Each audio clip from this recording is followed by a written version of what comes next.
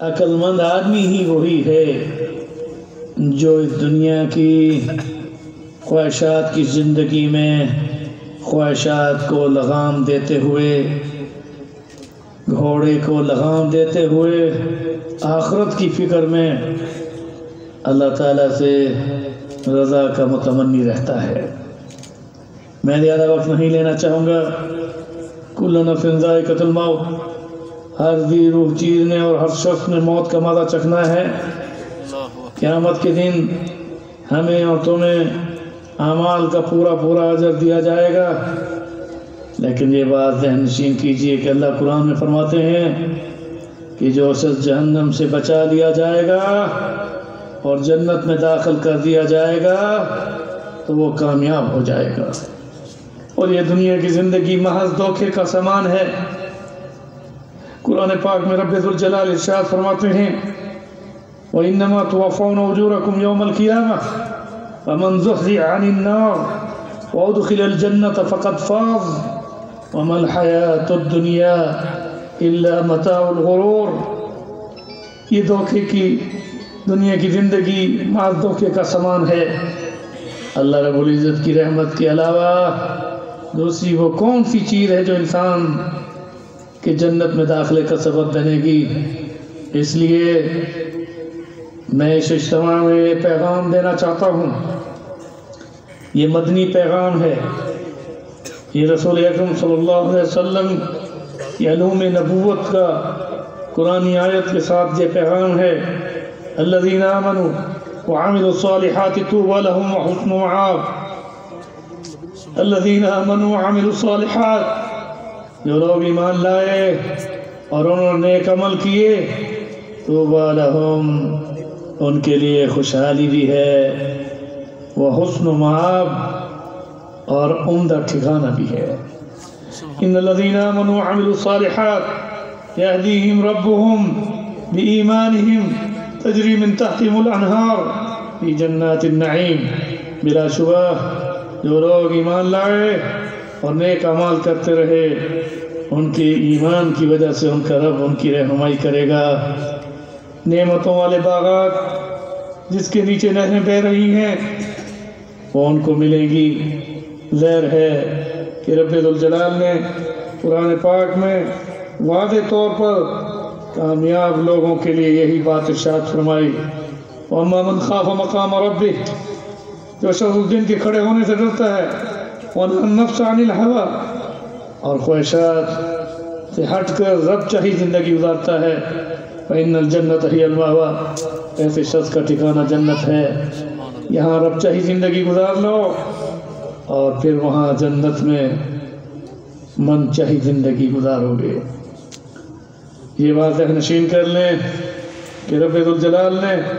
ہمیں کتاب و سنت کا جو نور قرآن و حدیث کے ذریعے سے دیا ہے،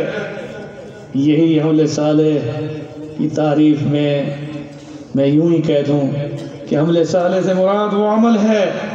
جس کا ثبوت قرآن و حدیث سے ملتا ہو اور اس کو سر انجام دینے کا مقصد اللہ تعالیٰ کی خوشنودی کا حصول اور رسول اکرم صلی اللہ علیہ وسلم کی سنت کے عین مطابق ہو، اور وہ عمل قطعاً صالح نہیں ہو سکتا جس کا ثبوت قرآن و حدیث میں نہ ملتا ہو۔ میں اس موقع پر اتنا عرض کر دوں کہ ختم بخاری کے موقع پر طلباء و طالبات، علماء کرام، مشائخ عظام کی اس مجلس میں یہ بات میں واضح کر دینا چاہتا ہوں کہ محدثین نے کتنی محنت کی، اور اس محنت کے ساتھ حدیث مصطفیٰ صلی اللہ علیہ وسلم کو ہم تک کتنی محنت کے ساتھ ہم تک پہنچایا۔ امام بخاری رحمۃ اللہ علیہ کی محنت کا آپ اندازہ نہیں کر سکتے۔ میں مدینہ منورہ میں ایک رسالہ پڑھ رہا تھا جس میں امام صاحب کے بارے میں تھا کہ وہ ایک حدیث کے لیے انہوں نے جو سفر کیے اور 5 راوی 5 مختلف شہروں میں تھے، امام بخاری رحمۃ اللہ علیہ ان سے حدیث کی صحت لینے کے لیے سفر کرتے ہیں، مدینہ منورہ سے روانہ ہوتے ہیں بغداد میں جاتے ہیں اور بغداد میں جب ایک سند مل جاتی ہے تو ان کو پتہ چلتا ہے کہ یہ حدیث سنانے والا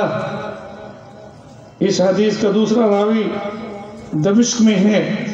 وہ بلاد شام جاتے ہیں، دمشق میں اس سے بھی اس حدیث کی سند کو صحت کے ساتھ لیتے ہیں، اور امام بخاری وہاں کا سفر کرتے ہوئے پھر وہاں معلوم ہوتا ہے کہ یروشلم میں بھی اس کا راوی ہے. وہاں بھی اب تیسری سند لینے کے لیے یروشلم جاتے ہیں، یعنی بیت المقدس کا سفر کرتے ہیں، اور پھر معلوم ہوتا ہے یروشلم سے بیت المقدس سے کس کا چوتھا راوی مکہ میں ہے. پھر مکہ مکرمہ آتے ہیں، پھر ان سے بھی سند لیتے ہیں، پھر اسی حدیث کا راوی انہیں معلوم ہوتا ہے مدینہ میں ہے. بتائیے ایک فرمان رسول کو 5 راویوں کے ساتھ 5 مختلف شہروں کے ساتھ امام بخاری رحمۃ اللہ علیہ کا سفر یہ بتاتا ہے کہ کتنی کاوش کے بعد اور کتنی محنت کے بعد انہوں نے اس ایک ہی حدیث کو جو فرمان رسول ہے مگر سندیں 5 ہو گئیں، سفر 5 ہو گئے، راوی 5 ہو گئے، اور اس میں اس حدیث کے الفاظ میں ایک بھی کمی پیشی نہیں. اس طرح سے حفظان کے ساتھ سبحان اللہ ہمارے محدثین نے، اور خاص طور پر امام بخاری رحمۃ اللہ علیہ نے یعنی کس طرح محنت فرمائی. یہی وجہ ہے کہ امام بخاری رحمۃ اللہ علیہ ایک حدیث کو کئی سندوں کے ساتھ لاتے ہیں، اور امام مسلم اور دیگر محدثین بھی ایسا ہی کیا کرتے تھے. کیا پیار اور محبت ہے اللہ کے رسول کی زندگی کے ساتھ کہ آپ کی فرمائے ہوئے ارشاد کی صحت کے لیے ان محدثین نے کتنی محنت اور کاوش کی. میں اس موقع پر اپنے تمام فارغ التحصیل طلباء طالبات کو، اور خاص طور پر علماء کرام مشائخ اعظم اور جامعۃ الجمیل اور اس عظیم مدرسہ جو کہ ماشاء اللہ مولانا جمیل صاحب رحمۃ اللہ علیہ کے نام پر ہمارے پیر محترم مکرم فضیلت الشیخ مولانا کلیم اللہ جمیل صاحب اور ان کے فرزندان اور ان کے بھائی جس محنت کے ساتھ اس مدرسے کو چلا رہے ہیں، میں یہاں پر یہ پیغام دینا چاہتا ہوں کہ اللہ تعالیٰ نے اپنی چاہت کا عملی اظہار محدثین کرام کے ہاتھوں سے کروایا، علم حدیث محفوظ کروا دیا. زندگی 2 ہی چیزوں کا نام ہے، زبان سے نکلی ہوئی بات کا اور وجود میں آنے والے عمل کا. اللہ کے رسول صلی اللہ علیہ وسلم کی بات اور حدیث جو کہ سنت ہے، میں یہاں یہ بتا دوں کہ کتنی محنت کے ساتھ ہم تک پہنچی ہے، اور آج بھی مدارس عربیہ اسلامیہ ان میں کتنی محنت کر رہے ہیں. میں اس موقع پر مدینہ منورہ مسجد نبوی گنبد خضرا کی رونق کی بہاروں میں تمام اجتماع میں شریک علماء کرام مشائخ اعظام فضلاء فاضلین اور جتنی بھی خواتین اور طالبات جو اس مدرسے سے فارغ التحصیل ہو رہی ہیں ان کے لیے خصوصی دعا کرتا ہوں کہ رب ذوالجلال ہم سب کو کتاب و سنت کی روشنی میں اعمال صالحات اختیار کرنے کی توفیق عطا فرمائے، اور اس جامعہ کو جامعۃ الجمیل رائمنڈ کے اس مدرسے کو اللہ رشد و ہدایت کا ذریعہ بنا کر علم و عرفان کا مرکز بنائے. حضرت مولانا پیر کلیم اللہ جمیل صاحب دامت برکاتہم عالیہ اور ان کے فرزندان اور ان کے برادران اور ان کی فعال ٹیم، علماء کرام اور معلمات، مدرسین مدرسات، جتنے بھی یہاں طلباء و طالبات زیر تعلیم ہیں، رب ذوالجلال ان سب کو ہم سب کو اپنی رضا والی زندگی عطا فرما کر اس دنیا میں درازی عمر کے ساتھ دین کی خدمت کرتے ہوئے بار بار مقبول مبرور حج اور عمرے نصیب فرمائے. اللہ تعالیٰ حرمین شریفین کی رونقوں کو بحال فرما دے. اللہ تعالیٰ وائرس، اس کرونا وائرس سے پوری انسانیت کو نجات عطا فرما کر اعمال صالحات کے نورانی دروازے سارے کھولے رکھے. اللہ تعالیٰ آپ کو اور ہم سب کو رسول اکرم صلی اللہ علیہ وسلم کی شفاعت نصیب فرمائے اور حوض کوثر کا جام نصیب فرمائے۔ میں اس موقع پر مسجد نبوی گنبد خضرا کی رونق کی بہاروں میں یہ دعا دیتا ہوں کہ پوری مجلس کو، حاضرین مجلس کو رب ذوالجلال مسجد نبوی صلی اللہ علیہ وسلم میں مقبول نمازوں کے پڑھنے کا شرف عطا فرماتے ہوئے سچی عقیدت اور شرف قبولیت کے ساتھ مواجہ شریف درود و سلام پڑھنے کے لیے ہم سب کو بار بار مقبول مبرور حج اور عمرے کے ساتھ اللہ تعالیٰ مکہ و مکرمہ حرمین شریفین کی زیارت کے ساتھ ہم سب کو شرف قبولیت عطا فرمائے۔ سب کہہ دیں آمین آمین برحمتک یا ارحم الراحمین۔ اس موقع پر میری سب سے بڑی دعا یہ ہے کہ رب ذوالجلال ہم سب کے والدین کو، ہم سب کے بہنوں بھائیوں کو، ہم سب کی بیوی بچوں کو اور پوری مجلس کو، ہم سب کو بغیر جدائی کے جنت کی بہاروں میں رسول کریم صلی اللہ علیہ وسلم کی مجلس میں، میدان مزید میں صحابہ کرام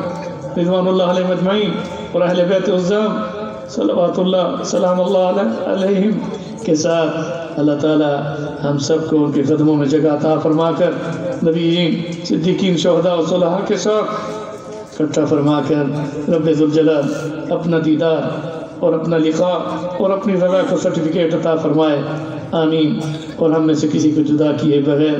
جنت کی بہاروں میں رب ذوالجلال ہم سب کو اکٹھا فرمائے۔ مدینہ منورہ مسجد نبوی گنبد خضرا کی رونق کی بہاروں میں آپ سب کی طرف سے درود و سلام کے ساتھ دعاؤں کا اہتمام کر رہا ہوں اور آپ کو یہی پیغام دے رہا ہوں کہ ہمارے لیے کامیابی کا ایک ہی راستہ ہے کہ اللہ تعالیٰ کو عبادت سے اور رسول اکرم صلی اللہ علیہ وسلم کو اطاعت سے اور مخلوق خدا کو خدمت کے ساتھ راضی کر لو۔ یہی قرآن اور سنت کا یعنی خلاصہ ہے۔ اے اللہ تو ہم سب کو اپنی رضا والی زندگی میں سچا پکا مومن مسلمان بندہ بنا کر ہم سب کے علم میں، عمر میں، رزق میں، عزت میں برکت عطا فرما کر ہم سب کی جان مال عزت آبرو کی حفاظت فرما اور ہم سب کو دین دنیا آخرت میں کامیابی، کامرانی، عزت، عظمت، صحت اور عافیت کے ساتھ سعادت دارین نصیب فرما، آمین۔ سبحان ربک رب العزت عما یصفون وسلام علی المرسلین والحمد للہ رب العالمین۔ السلام علیکم ورحمۃ اللہ وبرکاتہ۔